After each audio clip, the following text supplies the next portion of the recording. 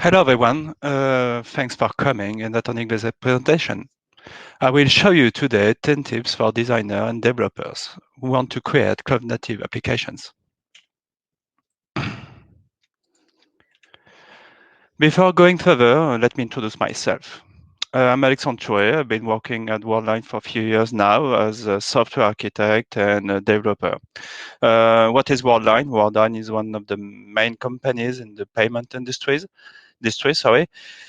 By the way, you recognize my French accent. Yes, I'm French. I live in the center of France in Tours, and I'm really interested about Java platform, APIs, continuous integration, cloud computing, of course, and the software quality. You could reach me using this Twitter handle.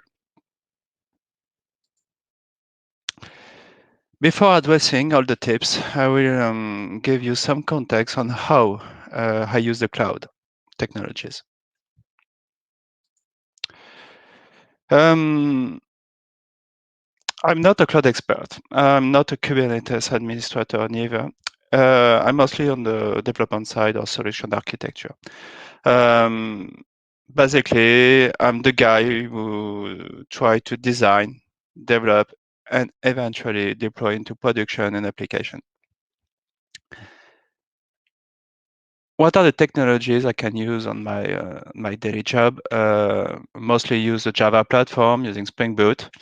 Also use Docker, GitLab for both source code configuration management and for the CI/CD. I use Helm to deploy the application using fast code, and also use OpenShift. For a few months, been using Google Cloud Platform. I will illustrate, why did I say that? I will illustrate my presentation with these technologies. And let's get the ball rolling with this first question and the first tip. Maybe the most important and maybe the most controversial also. Do you really need it? Okay. My opinion, the cloud, and by the way, by Kubernetes are not a silver bullet. So you have to check if you really need it. Few concerns to address. My opinion, first, you have to check if you only have a small business application to create and to develop. If you only have that, for instance, a nature application or an accounting application, whatever, maybe it could be overkill to use Kubernetes, for instance, but maybe it could be also your first step to your cloud journey. You have to check that.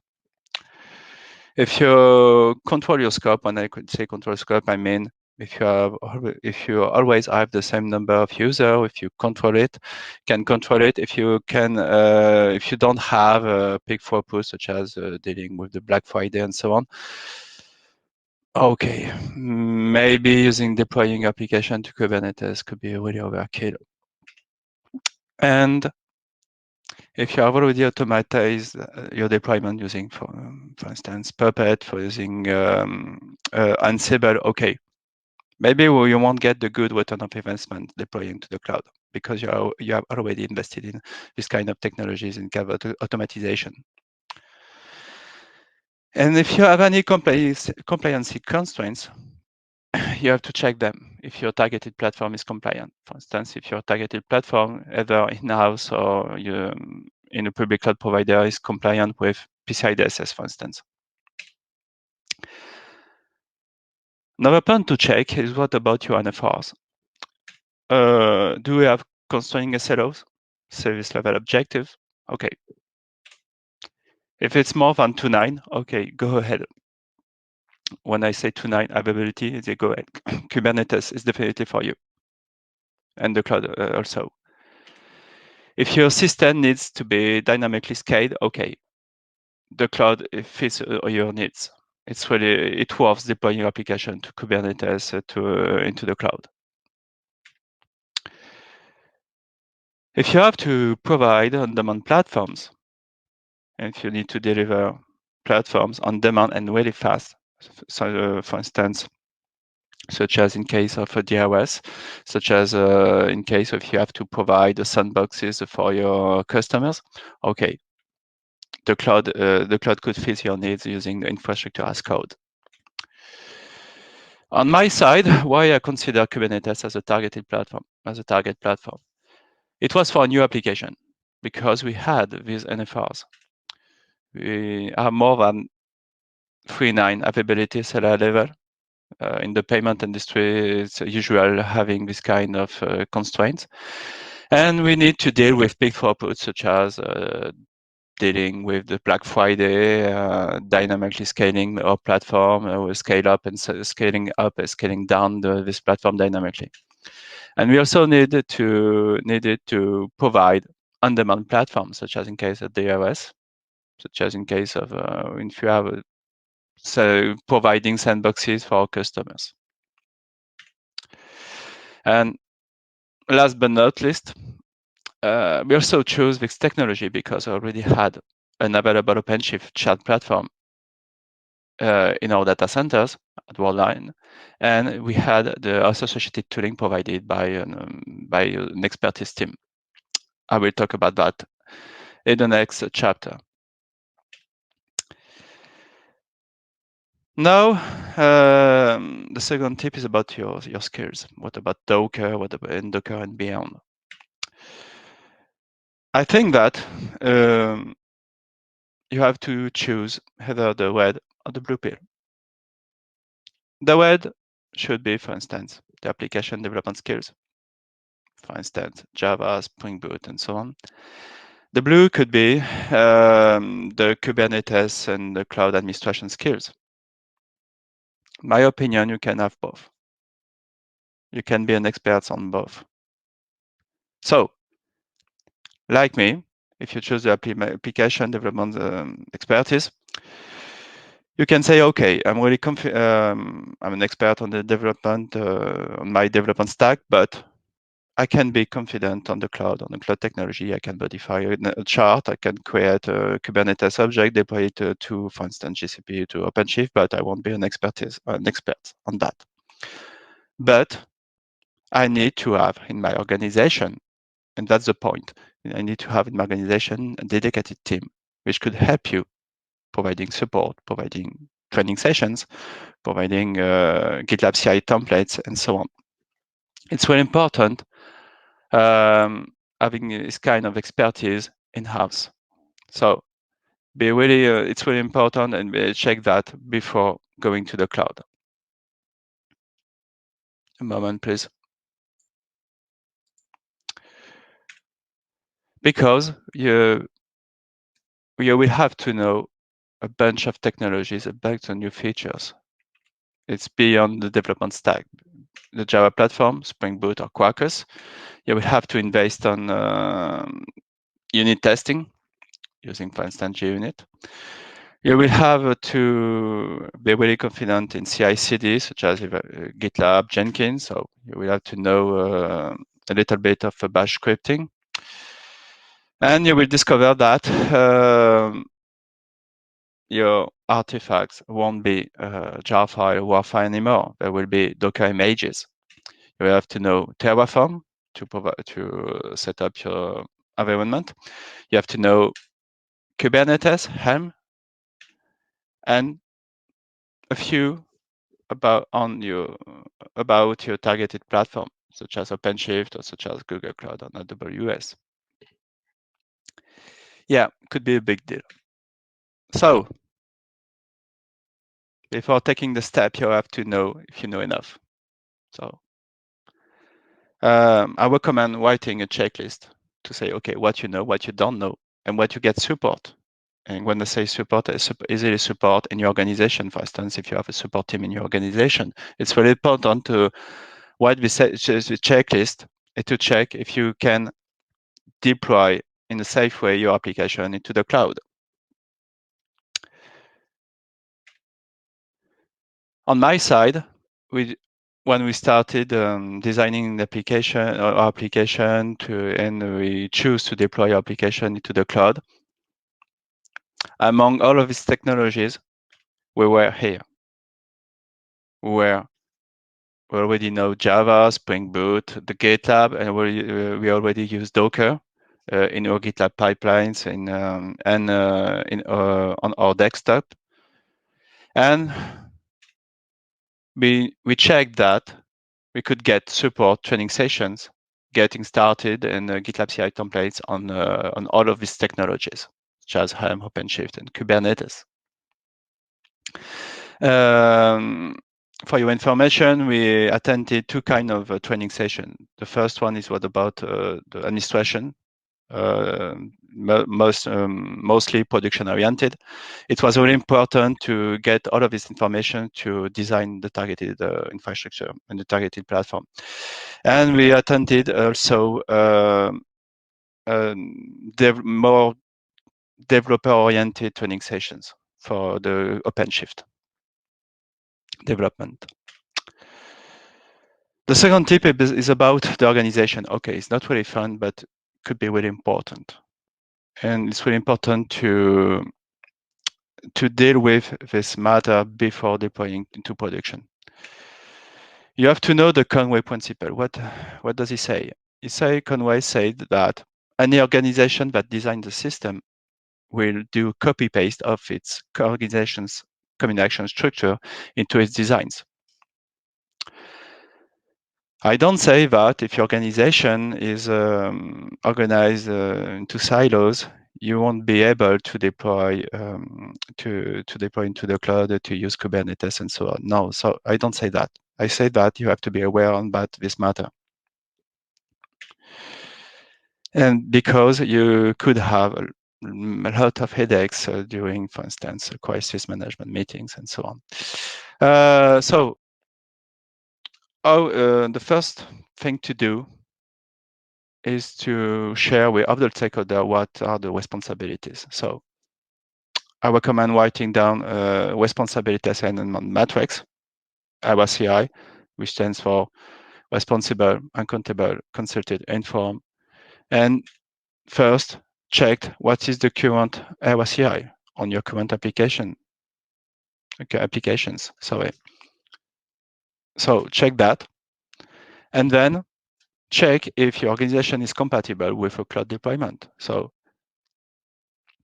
write your next RACI for your cloud native applications and check if there are any differences. Deal with all the stakeholders to say, okay, how could we be better, and how could we deploy our application to the cloud in a safe way.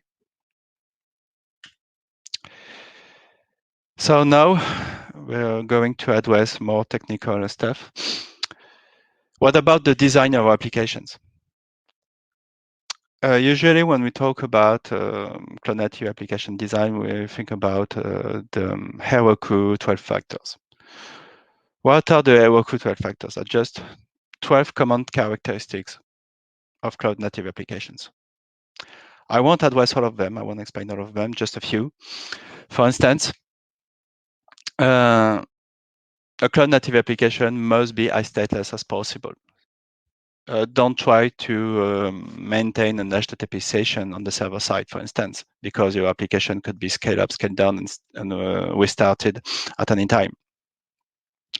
You have to know that using the infrastructure as code, your design and your platform tend to be idempotent. And from the development to the production, you have to keep your environment as similar as possible using the infrastructure as code. You have to know about the log, because log you won't write your log into files, but I'll be explaining later. The same for the configuration and the Responsability. I will explain them later. So how are these 12 factors applied into, for instance, an API deployed into OpenShift? You have to know a bunch of Kubernetes notions. For instance, you have to know that your application runs into a Docker container, which is triggered by a pod, and this pod is triggered by a deployment. Deployment is a Kubernetes object. These pods are just, we could say that as a kind of virtual machines. And these pods are accessible through Service, which does a load balancing between them. And if you want to reach this service outside the namespace, which is your whole platform, you can use a root. What is a root? Just an OpenShift object based on the ingress Kubernetes object. All the configuration is handled by the configuration map, and the scalability is done by autoscaler. And I put it the request. What is a request? Just Kubernetes object useful when you want to reach external services, is just a database. So we can check that the processes topic described by the hierarchical factors is applied here on the pod on the Docker container. The disposability is applied in the deployment. The port binding is done by the service, because the service will do load balancing, and we do also port binding between what is the exposed port and what is the exposed port by the pod, for instance. All the configuration could be applied by the configuration map. And the concurrency, the way you can scale up and scale down your application dynamically, for instance, based on CPU consumption and memory usage, is done by the autoscaler. And dev pod parity is applied by the namespace, because when you set up your application using, for instance, Helm chart, you will apply Helm chart, and Helm chart is a kind of infrastructure as code. And we can consider that using this infrastructure as code, you will have all your development as similar as possible. So now, one very important thing to one very important characteristic of the cloud native application to consider from the design is the way your application could start really fast. Because this capability to start fastly is the cornerstone of every cloud native application. Because the scalability, the ability to restart your application after a pod crash error, for instance, is based on this capability to start very fastly. On the other way around, the ability to stop your application in a smart way, so using, for instance, a graceful shutdown, is very important too. How you can do that using Spring Boot? You can reproduce all the tips I use. I say with Spring Boot, we have other technologies, I guess. First, check your business and technical requirements first to say what you can do really technically. You can activate lazy initialization using this property.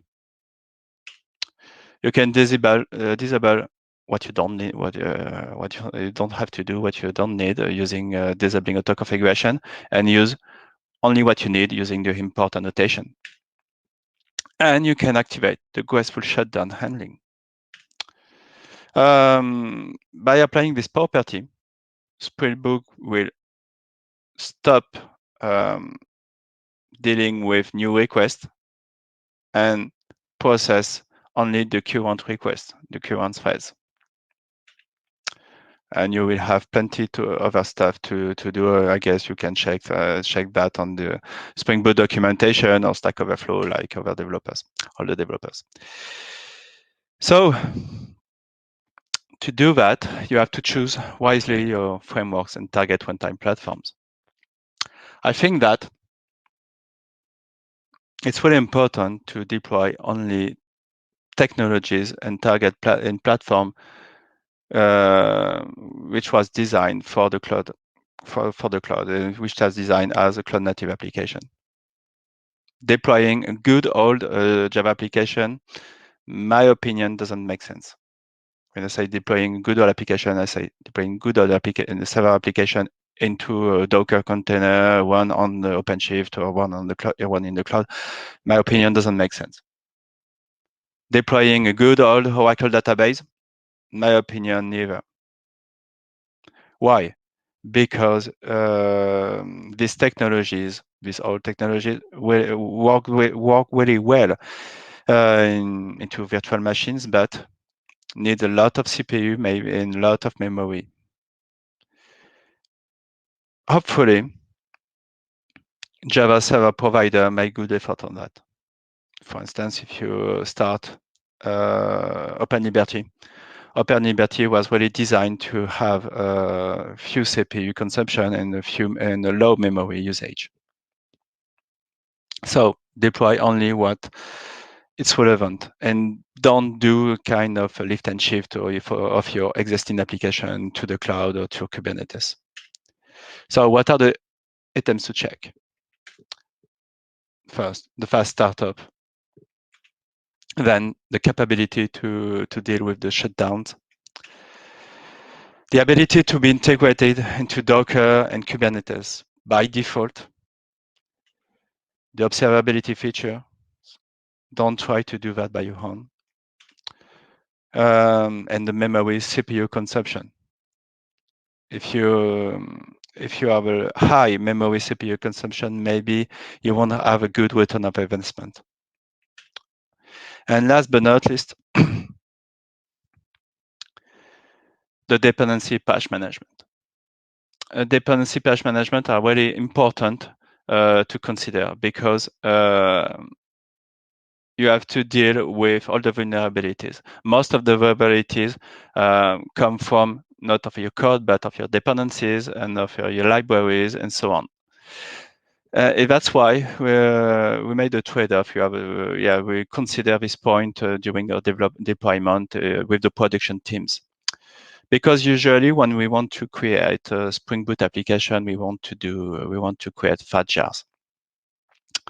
However, at Worldline, the production created earlier hardened Tomcat images, which where we have a patch management system. They are updated on a regular basis.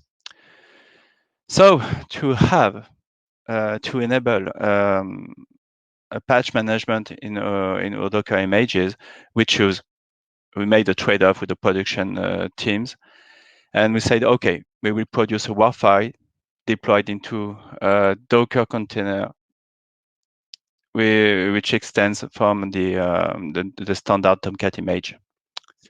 By this way, we ensured that we could have a good patch management. At least we had a patch management. What about the observability features? Address this point from the design phase. Check, okay, how I could observe my application. Don't wait to be in production to do that. You will have to expose your system status for endpoints. I will explain how later. And be careful to use frameworks. In my opinion, you choose the frameworks which could enable this feature by default, by design. Why to consider this point? Because during your first deployment, Kubernetes will need these features. It's mandatory, I guess, by the way, because you will have to say how to say how can I check that my application is live, and how can I check my application is ready to handle requests, and it could be done by the Liveness probes and readiness probe. Here are just few lines of configuration could be provided by Helm template and in Kubernetes. And you can see that here Kubernetes will reach on a regular basis this URL. How to do that using Spring Boot? You will have to add Actuator as a dependency. It's one of the most important features of Spring Boot, in my opinion. You could get more detail in the official documentation. And you will have to enable some properties.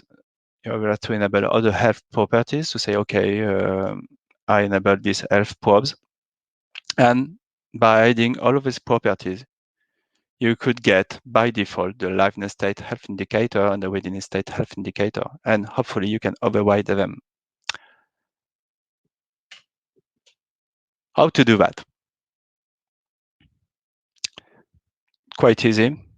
You just have to implement this class health indicator, declare it as Spring component,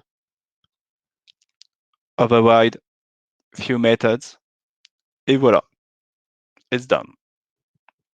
Here is an example with MongoDB where we had tricky configuration and we needed to develop our own health indicator for MongoDB.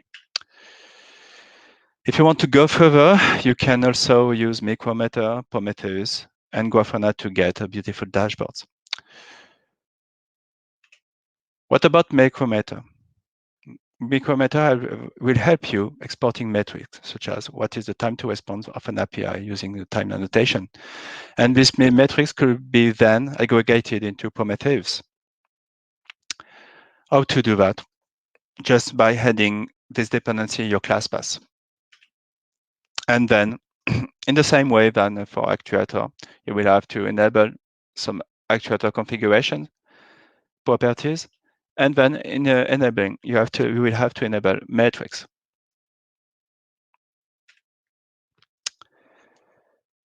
And now, what about the CI/CD? CI/CD was already the backbone of every good software development practice, but it's even more for cloud-native applications. You will have to consider two kinds of pipelines.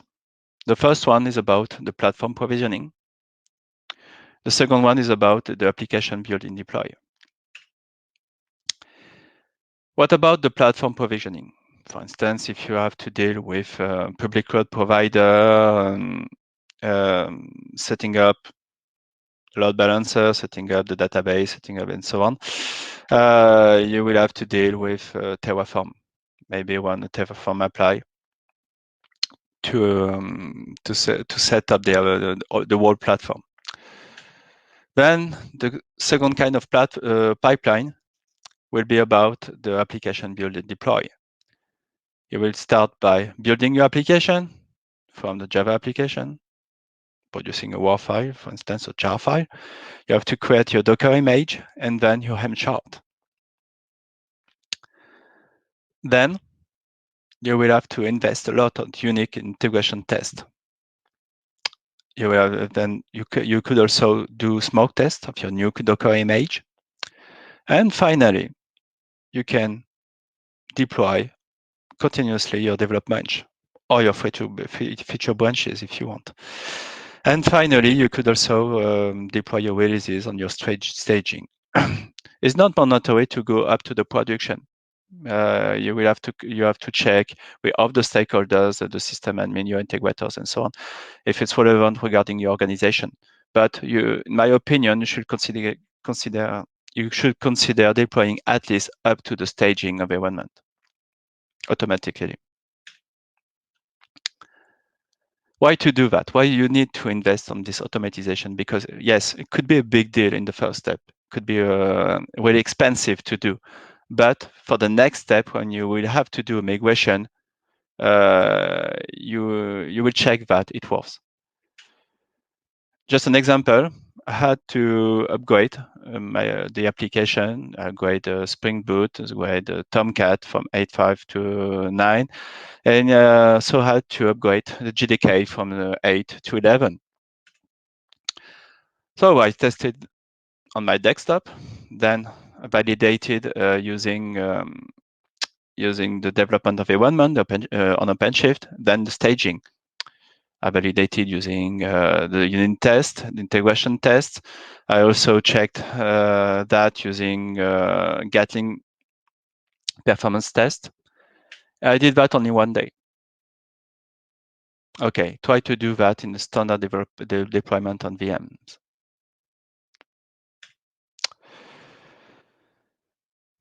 Now, one other point is the configuration.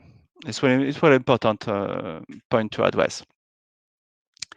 How to configure your cloud native application. It could be really a big deal. You have different way to do that. The first way is using the environment variables. Then using the config maps and the sequence. So you can configure your application directly on your deployment Kubernetes object to say, okay, when I will run my container, I will have these environment variables, such as here, the Java options. Then, if you want to reuse this configuration, you can use a config map. Config map is a standard Kubernetes object, which provides by default environment variables, such as here. I put the same configuration, Java option here. But what about configuration files? Because using Spring Boot or using other frameworks, maybe you will need properties file, XML files, and so on.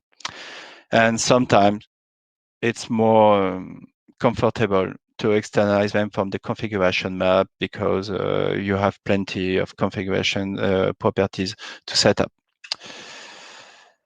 Hopefully, you can specify them as variable in your configuration maps, and you could also externalize them. How to do that? You can easily mount all your configuration properties files into a volume mount. This volume mount will be mounted directly in the container. It can be by default. It's recommended to mount them as in win-only mode, and then you can say in your configuration map, okay, my configuration here is specified by all the files stored in this folder, and this folder is located in your Helm chart. And by using this Go template functionality, you will push all your file configuration files located in this folder into the /config folder located in your container. But there are some limitations because a config map could not exceed 1 megabyte.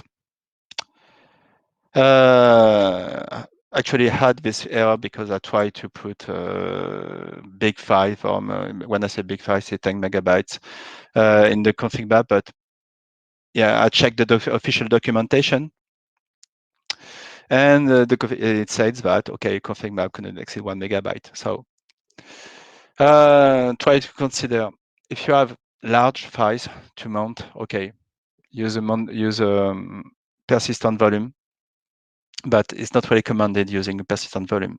Maybe use a database or other file service could be better for your application.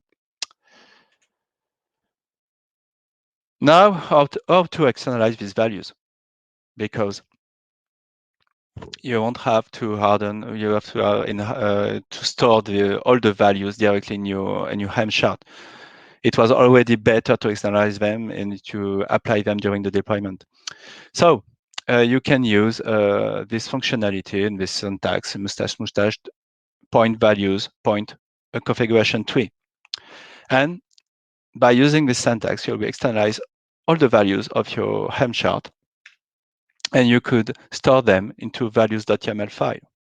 And this file could be either located in your Helm chart or located elsewhere and applied during the deployment. If you want to go further, you can say, okay, my application properties file is a template. Okay. We have already externalized all the values of the config map, but now we can go further to say, okay, all the files I will mount in my container will be templates.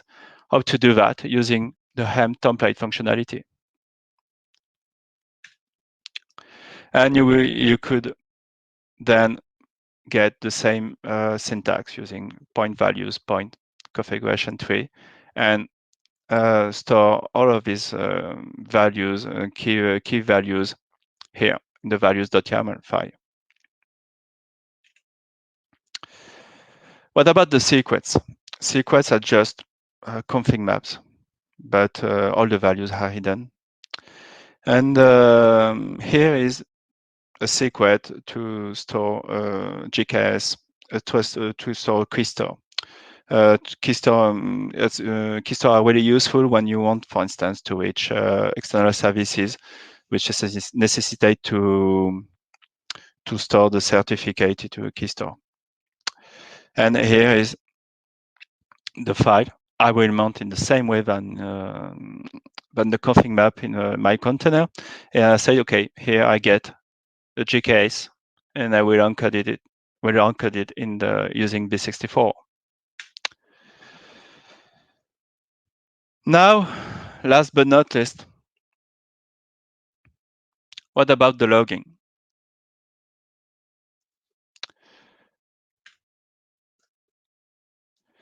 The log management is really important, and it's really important to consider it starting the design, starting the first step of your development. Because yes, you could get all the logs in your console using kubectl, but it's not production ready, I guess. I would say, and you have to consider, you have to think about your log will be provided directly, and you will be accessible using a log aggregator, such as ULK, such as Google Logs Explorer. So don't try to write multiple log entries. You have to know that your Docker, your log configuration will be really easy because all your logs are sent to the stdout at stdr. And by the way, it's useless to set up a file outpost stream. So a few best practices: indicated your logs, all the container information, such as what is the image name, what is the container ID, and so on.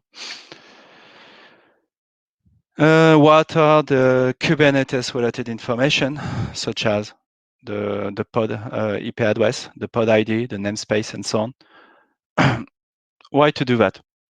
Imagine you scale up your application from 2 to 3 pods, and the last pod could not reach, for instance, an external service, such as a database, such as whatever, an API, and so on. It could be there are a lot of chances that it's a firewall issue, but how to check that, how to debug it if you don't have the pod address, IP address, for instance. So put this information directly in your log. Hopefully, the main logging framework supports these features, such as Log4j, because Log4j supports Docker and Kubernetes. If you want to go further in your logging, you can identify, for instance, the related information of your API calls, the caller ID, add the correlation ID, get the request data, and so on. You can do by your own, but you can also use Logbook. Logbook is a framework provided by Zalando, and it's really extensive. It's really useful, and I use that in some projects. And I like that. How it's really extensible.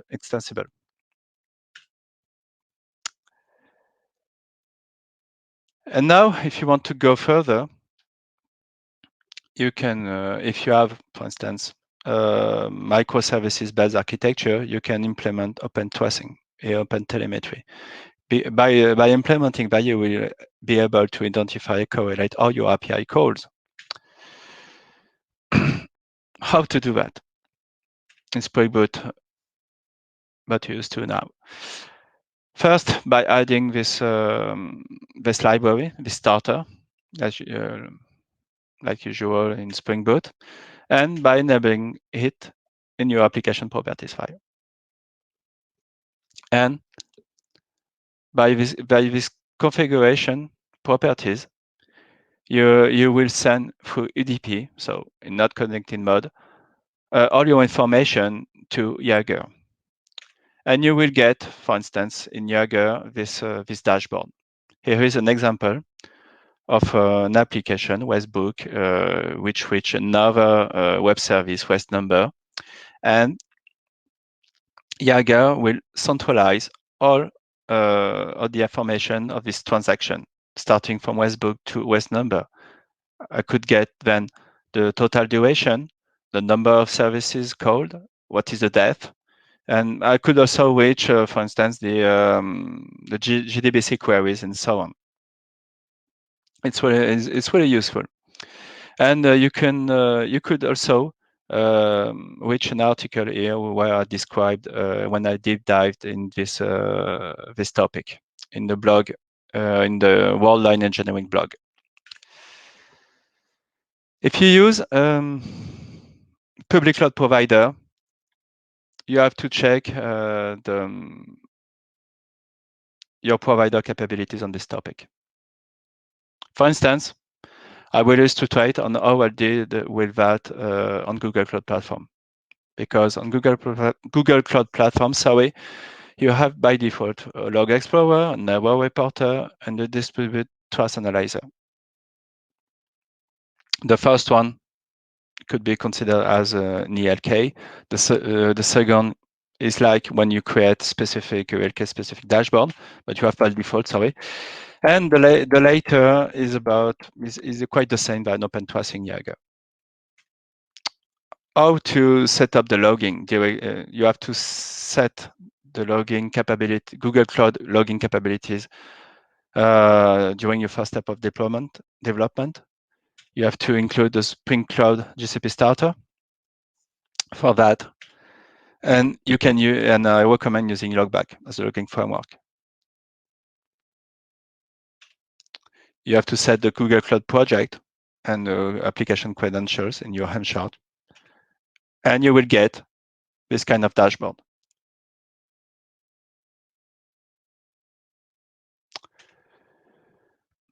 What about the error reporter? Error reporter by default will aggregate all your platform's error, which could be either technical than business. You can also add all your business errors, such as when you will produce an HTTP 500 and so on. There are logback appenders and joule handlers provided by Google, but recommend using the first one because if you deal with the logging capabilities when I explained earlier, you have already set up logback, and you will get this kind of dashboard. For instance, it's just a summary of all your platform errors. And then, what about the distributed tracing? You also have to use Spring Boot GCP starter to enable it, and that's all. If you have any question, I'm available. Thank you very much.